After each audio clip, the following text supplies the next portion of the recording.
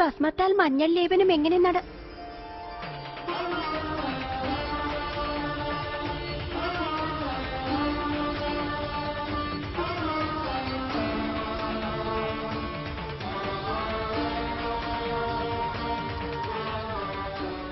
റാണി മുത്തശ്ശി പറഞ്ഞിരുന്നു, വരപക്ഷത്തു നിന്നും വരുന്ന മഞ്ഞളിൽ പതിയുടെ സ്നേഹമാണുള്ളതെന്ന്. അങ്ങനെയുള്ള മഞ്ഞൾ അയക്കുവാൻ അങ്ങ് മറന്നുപോയി. എല്ലാവരും എന്താണ് കരുതുക? നമ്മുടെ പതിക്ക് നമ്മുടെ മേൽ സ്നേഹമില്ല എന്നല്ലേ? അവരുടെ സംശയം തീർക്കുവാൻ വേണ്ടി നാം ദേവിയോടൊപ്പം ഭവനത്തിലേക്ക് വരുന്നതാണ്. നാം ദേവിയെ എത്രമാത്രം പ്രണയിക്കുന്നുണ്ട് എന്ന് എല്ലാവരെയും വിശ്വസിപ്പിക്കുകയും ചെയ്യാം. വേണ്ട വേണ്ട, അതിന്റെ ഒന്നും ആവശ്യമില്ല.